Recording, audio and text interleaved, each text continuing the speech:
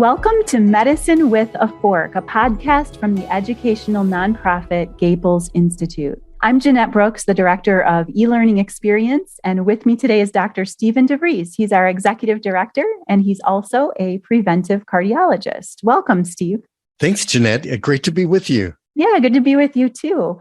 So those who have listened to our podcast before probably already know that the Gaples Institute's mission is to advance the role of nutrition and lifestyle in medicine. And for that reason, today's topic might seem a little bit surprising because we're talking about coffee, which maybe we don't necessarily think of coffee as relating to healthy lifestyle. So, Steve, we certainly know that coffee is a huge part of our culture. But what do we know about coffee and health? Is this really a health topic? For sure it is. I have to say that many people, myself included, consider themselves to be coffee lovers. And fortunately, coffee loves us right back. And here's the data. With consumption of up to 4 cups of coffee, comparing to non-drinkers, there's a 29% reduced risk of all-cause mortality over a 7-year period. Wow. 15% reduction in all cardiovascular disease. There is a reduced risk even of developing type 2 diabetes, down 29% by the highest consumers of coffee compared to those who drink none at all. And there's very surprising data showing very recently that coffee is associated with a reduced risk of developing both acute and chronic kidney disease. Okay, that is impressive. I did not know that about the kidney benefit. That is surprising. And I can see all the clinicians out there doing a fist pump with their coffee cup in their hand. Exactly. So what's the secret sauce then in coffee that's so helpful? Is it about the caffeine or is it something else? For sure, caffeine is thought to be one of the contributors to the health benefits. It's in the methylxanthine family, like theophylline, and it's an adenosine receptor antagonist. But beyond caffeine, coffee and tea, for that matter, have a really wide range of polyphenols. And these are plant-derived chemicals that act both as anti-inflammatories and antioxidants.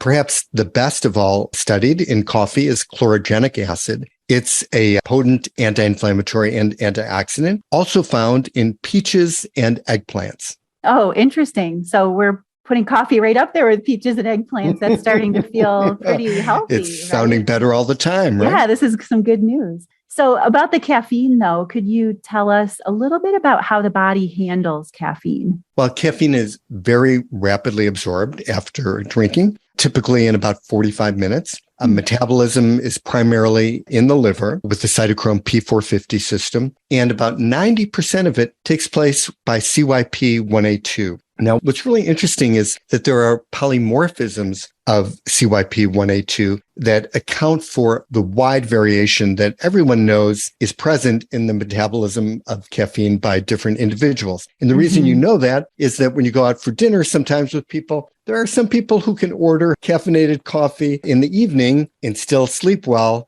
and others couldn't dream of doing that. And I'm definitely in the latter group. So while we're focusing on caffeine, just how much caffeine are we talking about in coffee? Well, it depends on the type of coffee and how it's made. A small drip coffee, 8 ounces, has anywhere from about 90 to say 150 milligrams of caffeine. On the other end, an extra large 16-ounce drip coffee from, say, a popular national coffee chain has up to 310 milligrams of caffeine. Wow. So it's quite a wallop. Now, what's interesting, people consider espresso to maybe have a high caffeine content. And because it's a smaller volume, actually a single shot of espresso has only 75 milligrams of caffeine. That's less than a typical 8-ounce cup of drip coffee. Yeah, that's interesting. So if you have multiple shots of espresso, they can certainly add up, but a single shot of espresso, less than a small cup of drip coffee. Beyond the coffee and tea world, a can of cola beverage has about 34 milligrams of caffeine, so still significant. Yeah, and I'm actually glad that you brought up the cola because it made me think about energy drinks. I know that those aren't coffee, but they're definitely high in caffeine. And I know there's some concern about them, right? Especially since they seem to be especially appealing to young people. for sure. And what they do in some of the energy drinks is put in a couple of ingredients, at least, that are known to rev people up. So for instance, a 12-ounce can of a popular energy drink has about 110 milligrams of caffeine, about the same as in a small cup of coffee. But in addition, there's lots of added sugar. In fact, there's about the same amount of sugar in one of these 12-ounce popular energy drinks as there is in a can of a cola beverage. So you put those two together and you've got a pretty potent force. And then there's these energy shots, these small concentrated, say about 2-ounce shots, and they can be loaded with over 200 milligrams of caffeine, about twice of what you'd find in a small cup of coffee. Wow. Yeah, just for one gulp, a little tiny gulp. Exactly. And what's even worse is that unbelievably, some public schools are loading up their vending machine with these energy drinks. I've seen it myself. And it's an especially bad idea because, not surprisingly, the combination of caffeine and added sugar is linked to increased risk-taking, especially among teenagers. Yeah. And as if families of teenagers need more risks to be concerned about, right? It's definitely a good thing to avoid. Earlier, you mentioned that the preparation method can affect the caffeine amount in coffee. Does it also affect any of its health benefits? Yes, for sure. There are differences in how coffee is prepared. And one of the key ones is whether it's prepared with a paper filter or not.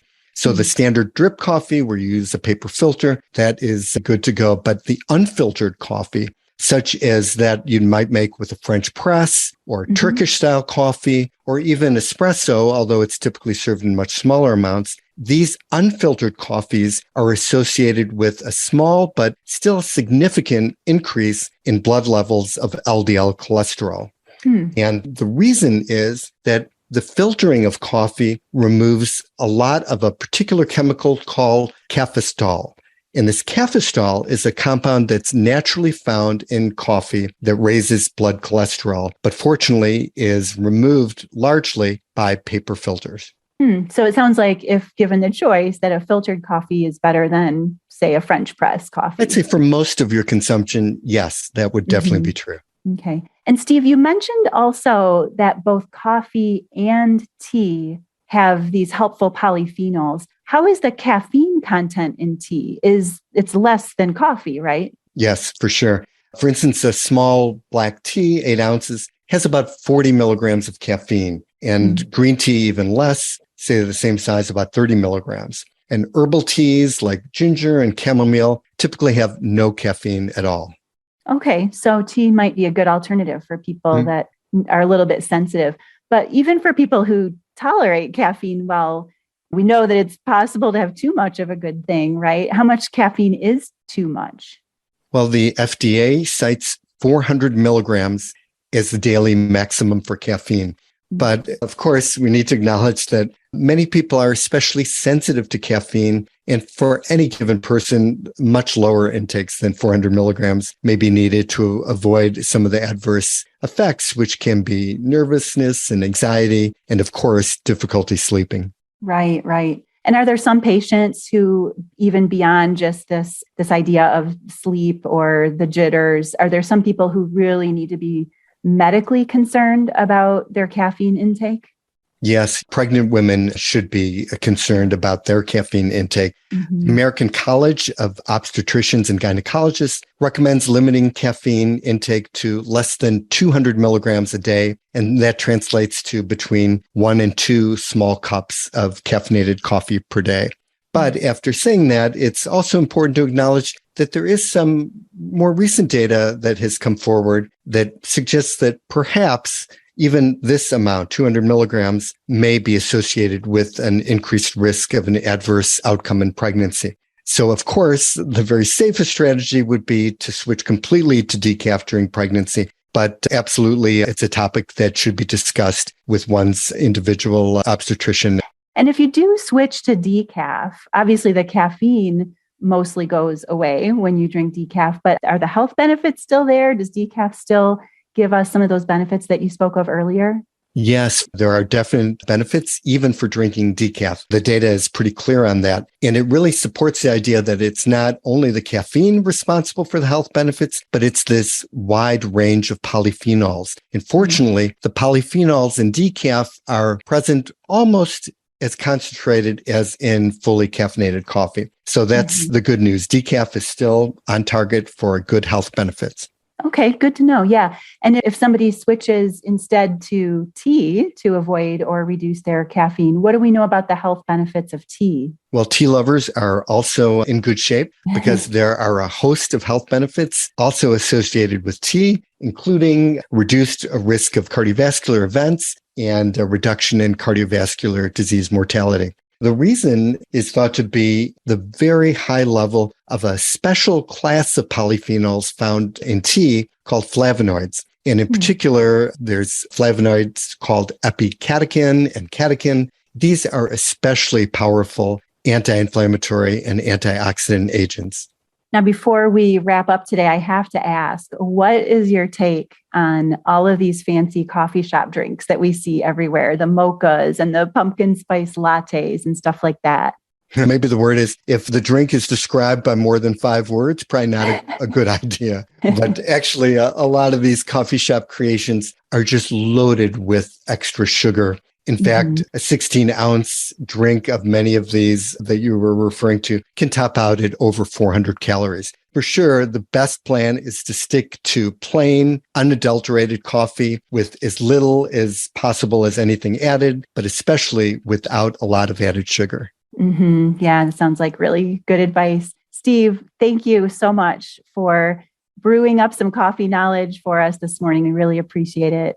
It was really fun. Thanks, Jeanette. Yeah, thank you. And for clinicians out there who want to learn more about nutrition science and how to guide your patients toward a healthier diet, we invite you to check out nutritionfordocs.org. That's nutrition, FORDOCS.org. And that's where you'll find the Gaples Institute's condensed nutrition science course specifically for health professionals. It's a self-paced course. It's 4 hours of CME, and AMA members do receive a discount. And we also invite you to follow the Gaples Institute on social media and stay connected with us that way. Thanks for joining us today. Steve and I are raising our coffee cups to you, and we look forward to joining you next time on Medicine with a Fork.